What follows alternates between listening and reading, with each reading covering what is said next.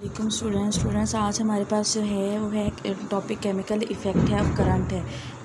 Chemical effect of current के अंदर हमने देखना है कि किस तरह से जो है करंट की वजह से केमिकल इफ़ेक्ट्स प्रोड्यूस होते हैं। कुछ हमारे पास जो हैं सॉल्यूशंस होते हैं, dilute sulphuric acid and copper sulphate solution, जो कि हैं कंडक्ट करते हैं electricity in their molten form. मतलब कुछ ये सल्फ्यूरिक एसिड और जो कॉपर सल्फेट है ना, जब हम इनको पानी के अंदर मिक्स करते हैं तो ये कंडक्ट करना स्टार्ट कर देते हैं। इनके कंडक्ट करने मतलब इनमें से अगर हम इसमें से कोई करंट पास करने की कोशिश करते हैं तो इसमें से गुजर जाता है करंट। ठीक है, तो अब ये है ना कि जो केमिकल चेंजेस प्रोड्यूस होते हैं ना इसके अंदर, उसको हम कहते हैं, वो होते हैं केमिकल चेंजेस जो इस सॉल्यूशन के अंदर होते हैं कंडक्शन के नतीजे में, उनको हम कहते हैं कि ये किस वजह से हैं, due to the chemical effect of current. और इस प्रोसेस को क्या कहते हैं, इलेक्ट्रोलाइसिस। और जो मटेरियल हम यूज़ करते हैं, जिस तरह से सल्फ्यूरिक एसिड है या कॉपर सल्फेट है, इनको हम कहते हैं इलेक्ट्रोलाइट।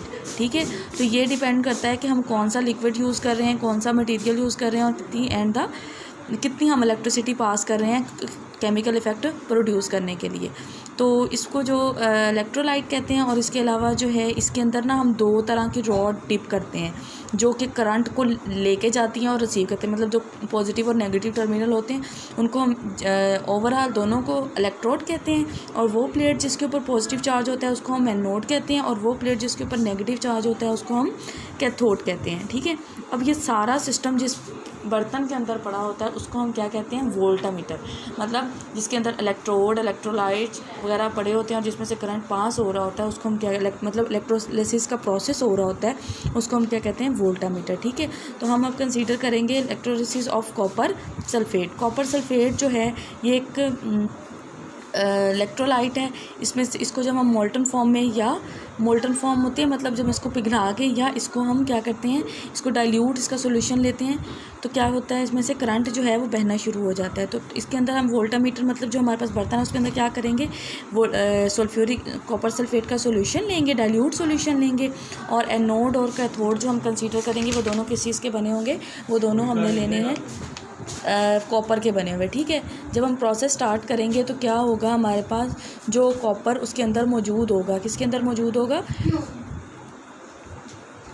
जो कॉपर इसके टूटने से, मतलब कॉपर और सल्फेट तो अलग हो जाएंगे ना, कॉपर और सल्फेट के आयंस मौजूद होंगे सॉल्यूशन के अंदर। तो जो हमारे पास कॉपर आयंस होंगे ना, ये क्या करेंगे, इसके ऊपर कौन सा चार्ज होगा, पॉजिटिव, ये जाएंगे नेगेटिव प्लेट्स के पास, और नेगेटिव प्लेट्स के पास जाके क्या करेंगे, 2 इलेक्ट्रॉन वहाँ से लेंगे और उसके ऊपर डिपॉजिट हो जाएंगे। एट द सेम टाइम जो सल्फ्यूरिक एसिड है, SO4 आयंस है, इनके ऊपर नेगेटिव चार्ज है, ये क्या करेंगे, ये जाएंगे पॉजिटिव प्लेट की तरफ, और पॉजिटिव प्लेट से ये लेंगे हमें 2 मतलब कॉपर आयन ले लेंगे। कॉपर आयन लेंगे तो कॉपर आयन के ऊपर पॉजिटिव चार्ज होगा और सल्फेट आयन के ऊपर नेगेटिव, दोनों आपस में मिलके क्या बना देंगे, कॉपर सल्फेट। तो at the same time copper जब डिपॉजिट हो रहा है उतनी ही अमाउंट में कॉपर सल्फेट जो है वो पैदा भी हो रहा है। तो ये प्रोसेस कंटिन्यू होता जाएगा, जैसे जैसे इलेक्ट्रोलिसिस का प्रोसेस होता जाएगा, कॉपर जो है नेगेटिव प्लेट के ऊपर डिपॉजिट होता जाएगा, और ये जो पॉजिटिव प्लेट है ये पिघल के क्या होती जाएगी, कॉपर सल्फेट का जो सोल्यूशन है, जो क्वांटिटी है, इसको बरकरार रखेगी, इसकी जो क्वांटिटी है वो कम नहीं होने देगी। ये प्रोसेस जो है ना, ये जो प्रोसेस है ना, ये हमारे पास इलेक्ट्रोप्लेटिंग भी कहलाता है। मतलब हम क्या करते हैं इसको, अगर हमने किसी कम कीमती धात या मेटल के ऊपर एक्सपेंसिव मेटल की कोटिंग करनी है, जिस तरह से आजकल कैरेट का हिसाब चल रहा है कि कोई भी पीतल की चीज़ होती है या सिल्वर की होती है, उसके ऊपर गोल्ड की 1 कैरेट की कोटिंग होती है, तो उसके लिए हम क्या करते हैं कि इलेक्ट्रोप्लेटिंग का यूज़ करते हैं। हम क्या करते हैं, यहाँ पे हमने जो प्लेट ली है, कॉपर की पॉजिटिव प्लेट ली है ना, इसकी जगह पे हम वो मटेरियल रख लेंगे जिसके ऊपर कोटिंग करनी है, और दूसरी जो होगी जो डिज़ोल्व होनी है उसकी, वहाँ पे उसकी ले लेंगे जो कि है हमारे पास जिसने डिपॉजिट होना है दूसरी प्लेट के ऊपर।